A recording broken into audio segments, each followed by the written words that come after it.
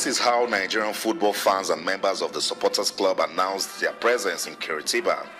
Singing and dancing, Nigerians entertained residents of the city. Even the police stayed off duty to record the fun. Mama had some coordinated ATK downstairs for their viewing pleasure.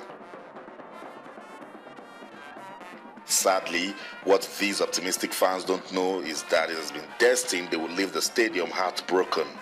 For them, it is unthinkable.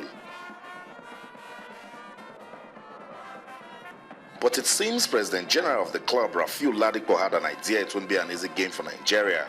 He wants heaven to intervene. Inside the arena by Sada Stadium, 39,051 fans watched the game between Nigeria and Iran.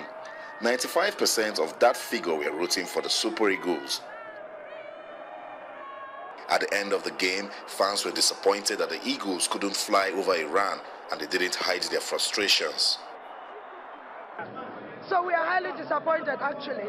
Our boys, we expected them to perform very well, but it's like those who are good performers, they are not here on the field. Like they chose some of them who are not supposed to be there. As we can win this team, which team are we going to win? Imagine Argentina, where they have somebody like Messi, and look at Iran, we cannot win. What are we going to do in football? Which places? Who? Yes, who? We have Michael here. They didn't do anything. They didn't do anything. No, nothing. Musa is there. If we can't do anything with Iran, what else can we do? We need to do something about the coach. Osase should not be benched. Mikel Obi can wake up. If he's not going to play the match, let him just find his way. But Osase and other good players should not be benched. We're not giving them for anything. After the first game is frustration and anger from Nigerian fans. They expected so much from the Super Eagles, but after playing a goalless draw with almost an abysmal performance, these fans are asking for more. Up next for Nigeria is Bosnia. If they fail to win that game, then they might just be kissing this competition goodbye. From the arena by Sada Stadium in Curitiba, Okon-Akpan reporting for Channels Television News. Well, definitely Nigerian fans were not smiling. Before the game they smiled, but after the game they just couldn't do that. Okay, well, no fewer than 4 players came off the bench in the second half to score goals and make decisive contributions on matches decided yesterday. It was actually called the day of the Super Sub.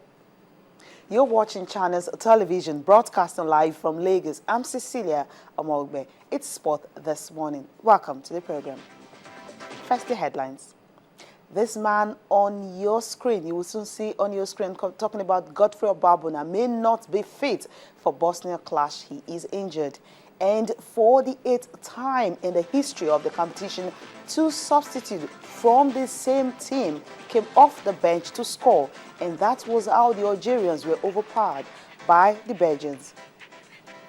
Well, some men, these men, of course, you're seeing on your screen, will definitely be back next season.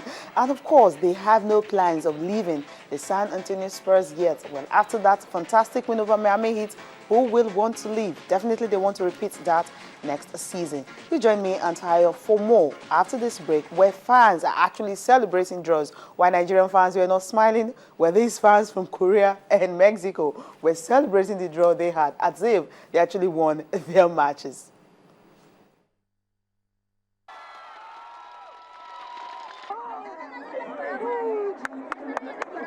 Mexico! Mexico!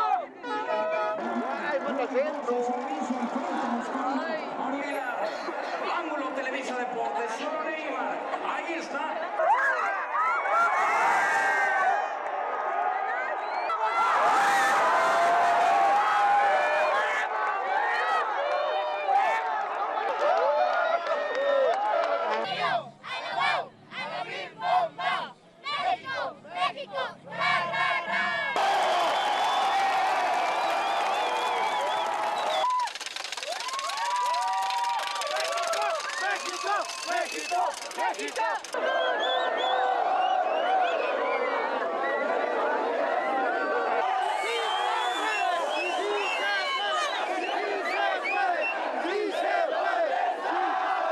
Sigue tu para la misma, para la misma, para abajo, para la misma.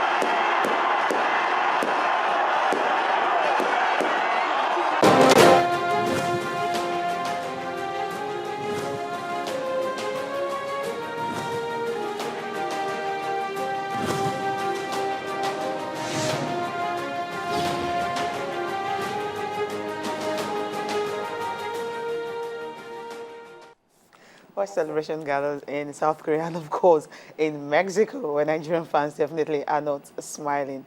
Taya Salam is here. Taya, good morning. Morning, Cecilia. The Mexican fans celebrating, I was going to say the joy of victory, but now I realized they didn't actually win the game. It was a draw, very good draw. You know what Brazil. It means to actually draw Brazil, who have been on a 10-game winning streak? Oh, yeah, awesome. So I can understand. I excuse them for actually partying and dancing. It's a good draw for. It was a good draw for them, and they can see the second round. Like it's just right there. Yeah, they're about to make it. Radio grabs. Yeah. When was the last time Brazil actually drew a game at the World Cup? 1971. Yeah, we'll talk about the Brazil game Much later, right? on. Okay. Yeah, definitely. Yeah. All right, let's start from the home stretch. Of course, the Super Eagles, where one man might not just be fit for the game against Bosnia, and that is Godfrey Obabana. Nah, it's not looking good. Remember that game against the Yes. very first game? He actually got injured in that game and was taken out. He tried to come back, but it wasn't meant to be for him. Obviously, the injury was much more serious than first thoughts. Now, the feelers we have from camp now is very doubtful for the game against Bosnia.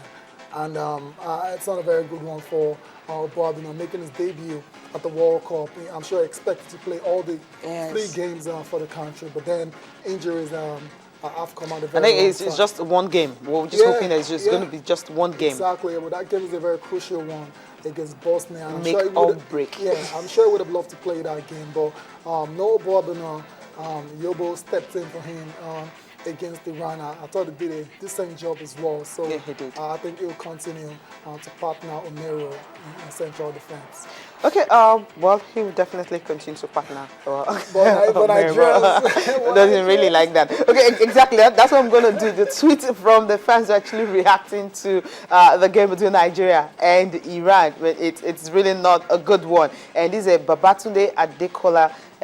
Says, I watched all pre-World Cup friendlies, no lessons, no corrections. They played the same patternless, riotous run. Wow. Okay, that's coming from Adekola. And Tacoberry is saying that, well, I'm so angry and hurt by this match. I supported this team with all my heart. I have no other country. Painful and sad, and actually hashtag sob, so he's still crying, from that loss. And another one, we have Oti Valentine saying that, well, that Uzoi could have given a better pull out than Musa. Okay. What a blunt tactical coach. No, this is not good. That's a very hard one. That's a hard one. Come on, that's a hard one. That's a hard one. Okay, Alex George is saying everything was wrong, no sense of purpose. Removing Moses was very wrong. They're breaking the taxpayers' hearts. They are breaking taxpayers' hearts. Well, he's the coach. He knows what is best for the team. Okay, and another one, he said, well, sacking Keshin is not the way forward. Nigerian strikers should wake up from their slumber. I think that's what you can actually think of. Yeah, that's what we'll think about it. Talking about sacking Keshin already. No, he's just when he asks fans to actually react to a particular game, and of course, and all of them start talking, definitely means everyone wants to air his own view. Yeah. And some fans have actually said, we couldn't read all the tweets, some fans have actually said, he's catching the right man for this job. I believe that's what this guy was actually reacting to, because he's just at Edo Sechi and of course at Channel Sport, and that's when he said this. Maybe Eda Sonech must have said, we'll have to sack this coach. Yeah, but we understand all the reactions of Nigerians. It was it wasn't a good game for the country at all. Curitiba to Lagos to Abuja, everywhere. Yeah, and the first tweet there says he watched all the pre-World Cup friendlies. And nothing has changed really.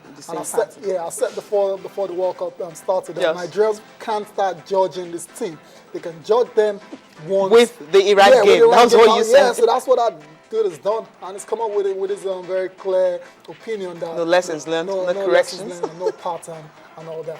Well, it wasn't really that bad anyway. Well, everything has to work out well for the country against Bosnia. That game, the strikers have to wake up from their blunder, like the last tweet said. The whole team actually has to wake up from precisely, because it's not all about the coach or the blunt tactics, according to this man who actually tweeted this one. But it's all about the players living up to expectations. There's so many Nigerians expected so much from them. At the Nations Cup, we didn't expect much, but after winning the Nations Cup, going to the World Cup as African champions and not being able to beat Iran, everyone actually felt disappointed. But I think the players really need to do more, be alert. And of course, if you watch the game between Mexico and well, let's not just compare that. No, let's focus on Nigeria because that's really sure. to the extreme.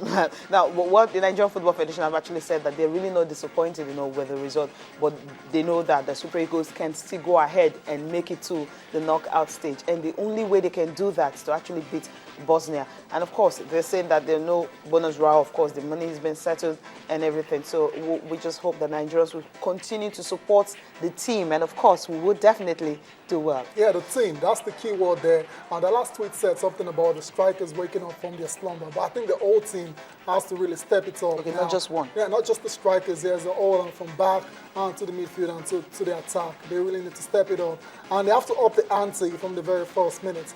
This coach and Steve Keshi's led Spikers, they've been kind of notorious for being slow starters. But against Bosnia, they can't afford to do that. They really need to up the ante from the very first minute if they're going to get anything out of that game. Okay, up the ante and of course keep the tempo and not slowing them because when you up it, you can't bring it down. Algerians did last night. Yeah, we'll talk about it.